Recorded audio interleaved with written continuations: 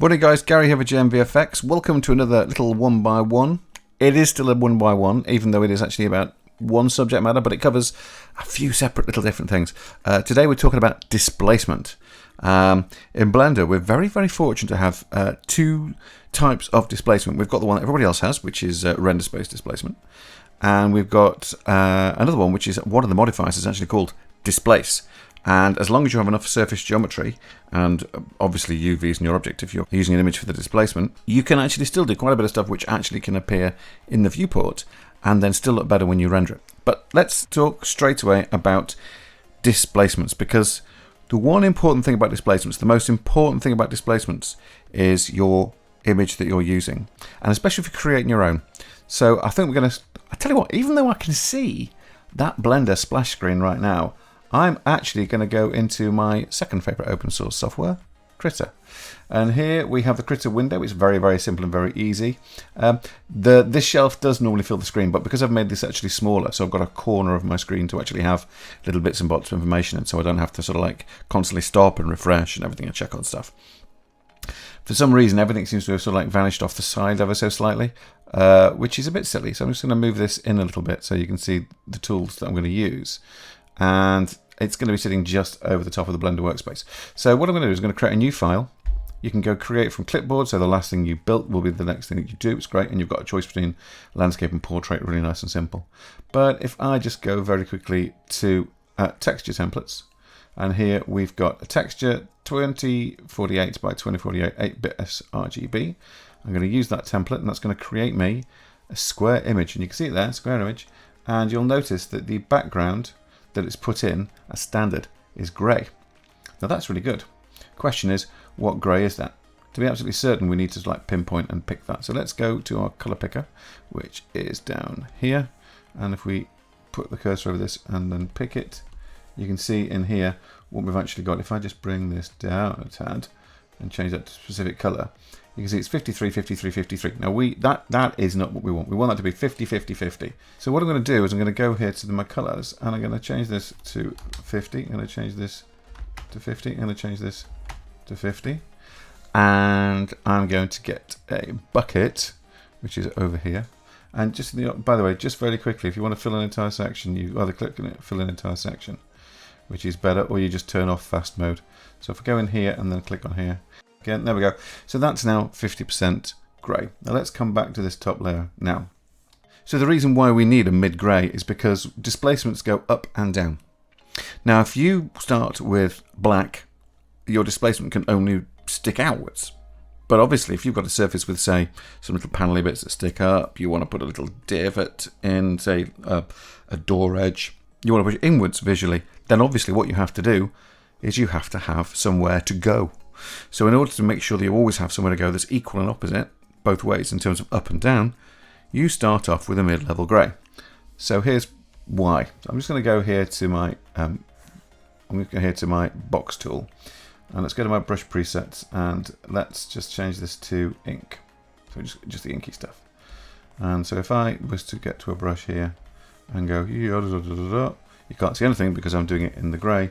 If I put that down to black, yep, there you go, that's there, and that's white. So we have now black and white up here in our tool set, so we can easily pick either of those two colours up there in the colour selector, which is good. You've got it actually goes as far down as you actually have your colour thing open. It's clever, I like it. So what we're going to do is I'm going to pick this biro line, I'm going to pick this box here, and I'm going to go to the tool options, and let's do some round corners. So let's just, those are locked together.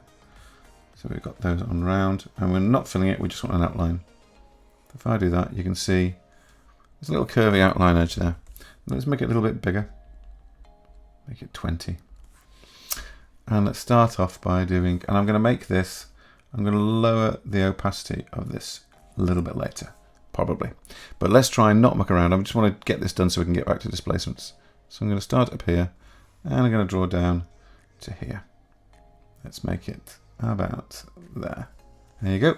So we've got sort of like our first edge line, as it were, that's going in. So I'm now going to do another edge line over here, and let's stick another edge line down there. like that. There we go.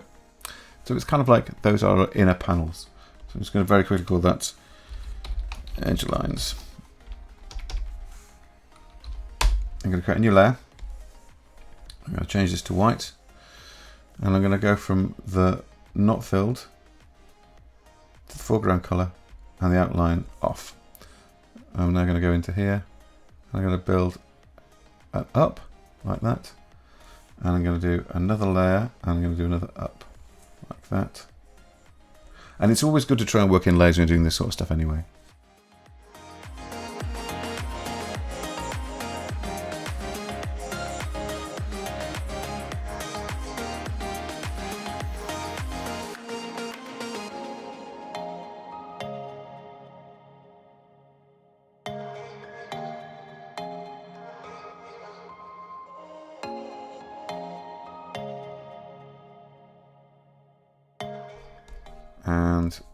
And I'm going to leave it like that. I'm just going to leave it like that because the point is we're trying to explain how and why these things work rather than the actual image itself. That's not important. Imagine it's just some sort of like rough panel on a ship.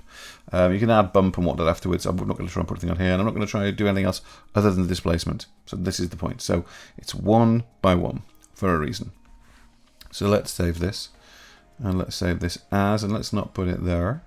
Let's go into tuts. And this one is called displacement. I'm going to stick it in here. I'm going to stick it in. I'm going to call it displacement test im.kra, which is the Krita file.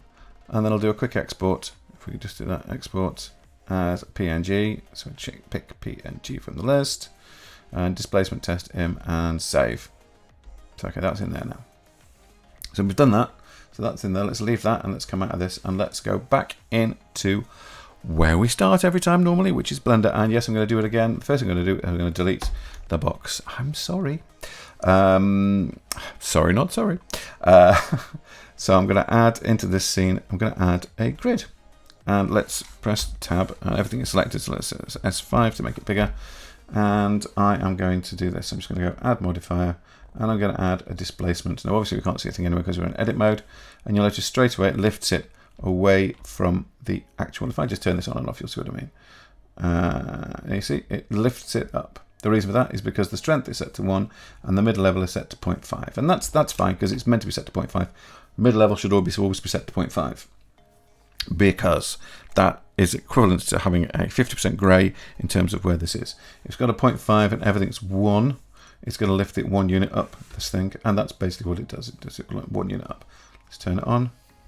See? It lifts it up 1 unit, but because the mid level is 0.5, that means the mid level is here.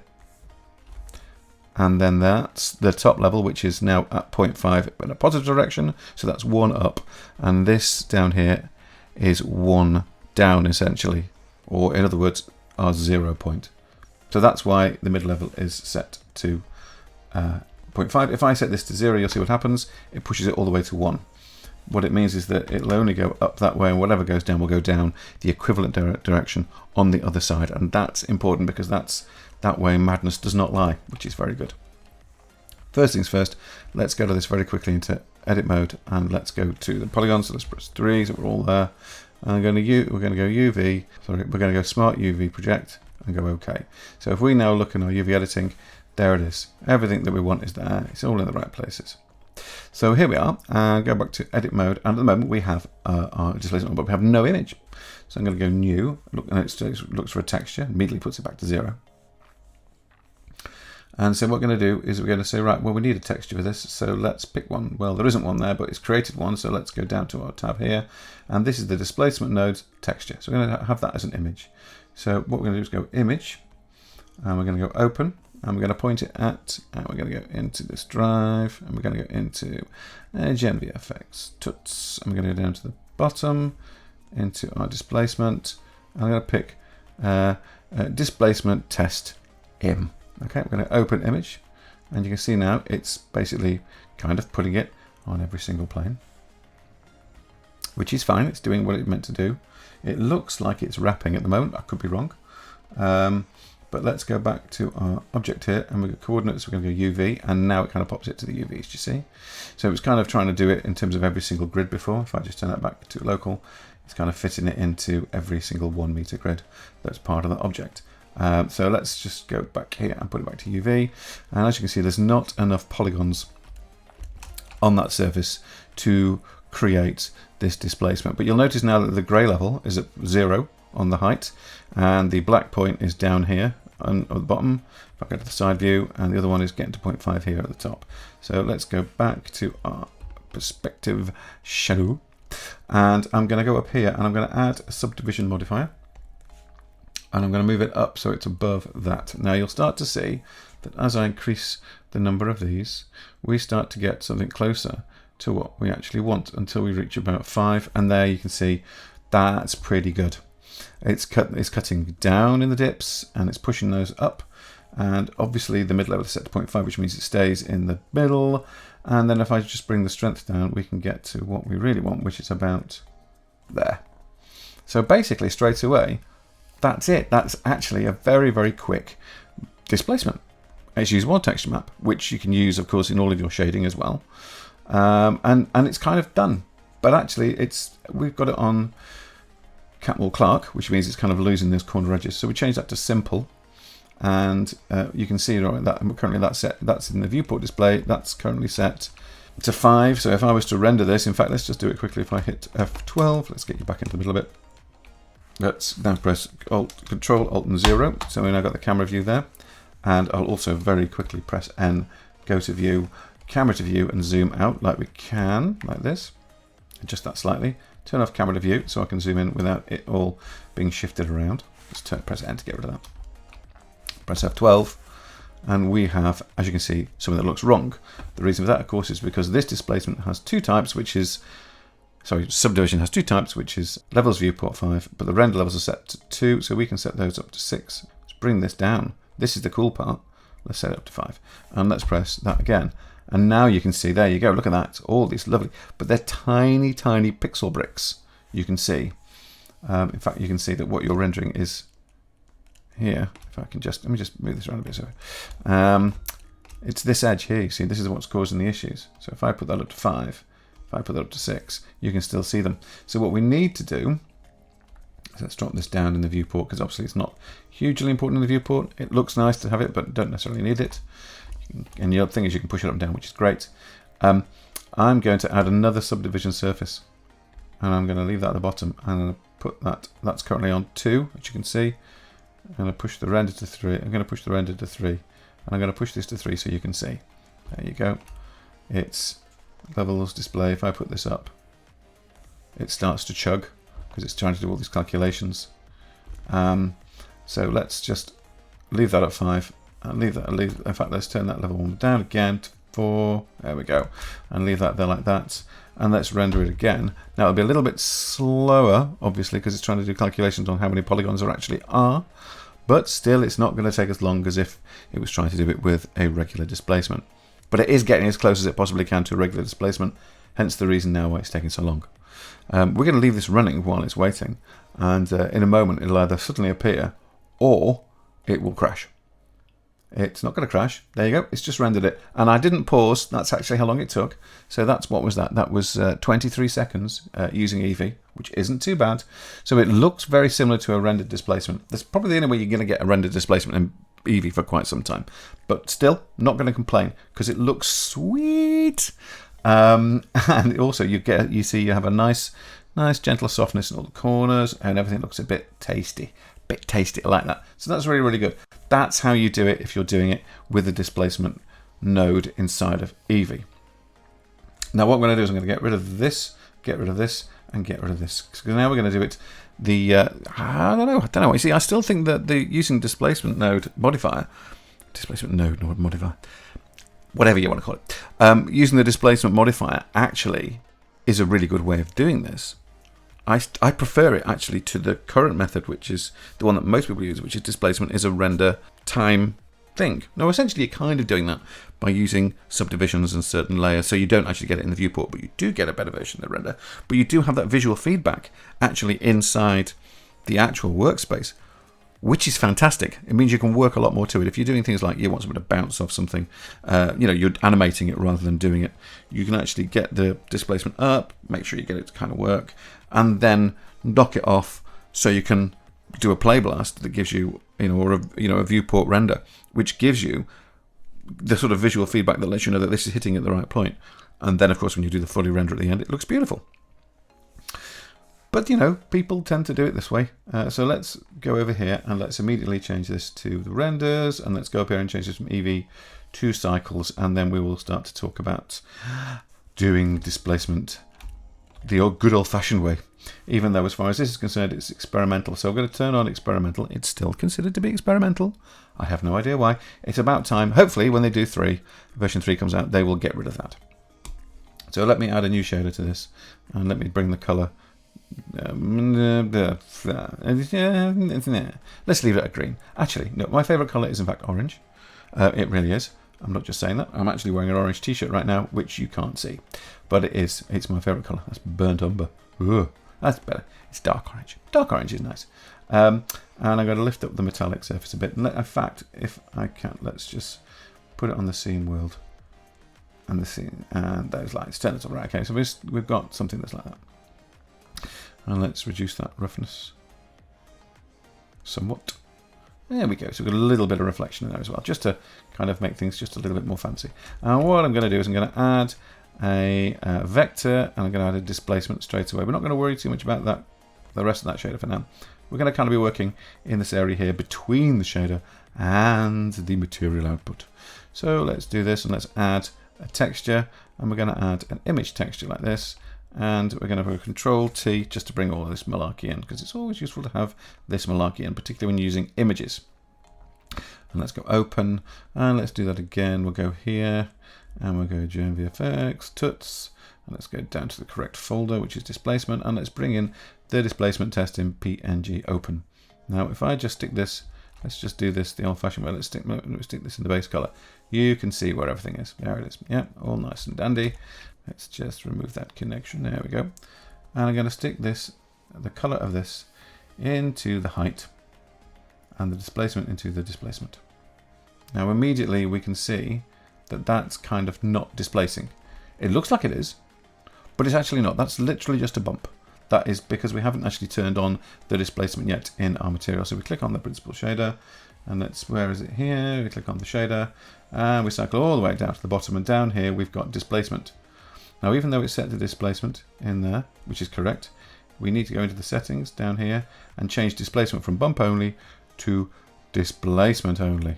And immediately you'll see that this is now looking like it was when we first put it on the other displacement, but it's down low. So we can see this mid layer, which is here. That is essentially where that midpoint of the object needs to be.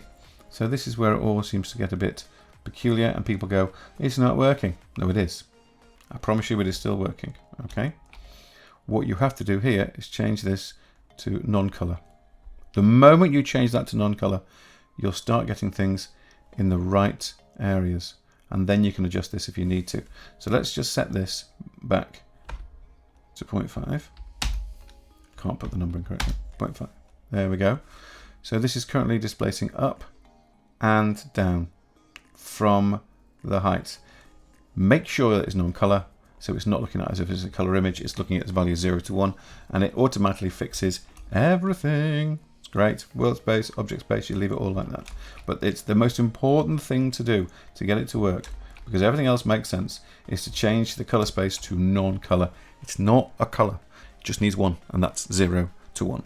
So we can now look at this and go, okay, right, well, that's fine, that's correct. So what we're going to do is we're going to now do some stuff to the workspace to make this thing actually look like it's going to render properly, because at the minute it's going only with the polygons we've got, so we still have to add subdivision surface information.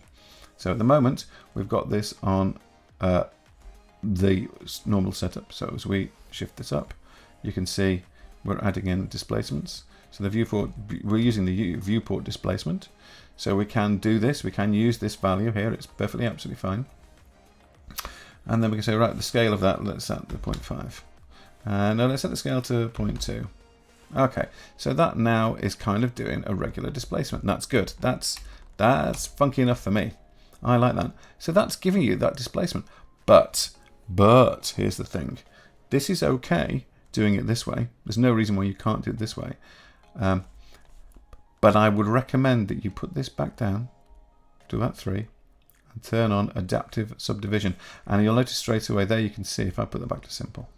If you turn on Adaptive Subdivision, look at this corner edge here. If I just zoom this nice and tight, there's still our polygons, and it's all set to about 3 times the amount of polygons we have. Adaptive Subdivision makes it so it actually works in relation to how far you are away from the camera and how much information is actually required. And you can in the dicing scale, basically, if we set that to a smaller value, it puts in more polygons. So if you set that to 0.1, that's take a while to update this now, but there you go. It's now giving you a lot more polygons. It's a lot more bang for your buck. And also, this is just the viewport render. So if I change this to the main render, let's press F12, you'll be able to see it. Basically right now it's taking the grid and it's splitting it down into much. Oh, hello, Vibe. Yeah, that says up there, out of memory. So it couldn't actually render it. That's because everything is just too stupidly high. I'm going to set that dicing scale, to 1 and 0.5. No, I'll tell you what, let's actually put it to 1 for the sake of argument to get this to actually render. And let's render lock interface. Let's render this into the workspace. There we go. So you can see there it is. It's chugging away. It doesn't take very long to do it when you lower it down. Anytime you start going like really, really tight with the dicing, it is going to crash. So there you have it. There you go. That is literally 13 seconds worth in Cycles to get that displacement. And you say, well, it looks okay. It's a little bit messy in places. Well, that's fine. Well, let's just do it this way then. Let's take the dicing. Let's put it down to 0.5. Let's get back our window, our render view, if we can. I'll press F by pressing F12. There we go. Now you can see that's a little bit cleaner actually, just a little bit. It's still got that slight bippy poppy shingy shink, but these corners are lovely and nice, and everything looks a little bit tasty. And the best thing about this, and I do mean this in all honesty, this is the best thing about displacements, obviously, is I can now take this object and go back into it. Let's go into object mode. Is we can go into this, we can add more polygons. It's not going to actually change that at all. But what we can also do, obviously, is I can deform this. So if I go to object mode and I add a lattice, and let's scale this this way and scale it that way. I do know there is an add-on you can get now, which just basically you pick the object and you go, give me a lattice, and it does all the steps we're doing. But I like sometimes doing the steps because it reminds me that there are actually steps to get things right. Let's go here and let's go into edit mode so we can actually see. And I'm going to pop a few more there and a few more of those there. There we go. Let's go back to object mode and up here, and let's pick our object here. And I'm going to add lattice. Now this has an effect. It actually blows away all the things that are useful to us up there. So I'm going to move that so the lattice is actually above this. I'm going to pick that lattice object. And then if I go here back to edit mode, I should be able, if I am correct. Let's come back into object mode and pick that lattice again. Back to edit mode. And if I pick these points here, there we go. If I lift these up, it'll lift up my low poly surface. And I could probably lift up those as well, really thinking about it. If it doesn't look too stupid. And let's bring this up here and so there we go. So we've kind of got a bowed shape in that. Let's go back into object. And we pick this again, and we have this set. And if I put it on Catmull Clark, it'll be a little bit smoother. But no, let's stay with that. Let's stay with that as it is. Now in theory, everything we're doing here has no effect on what's happened there. In theory, let's just see if that's the case. I think it should be the case. So it's the computing stuff.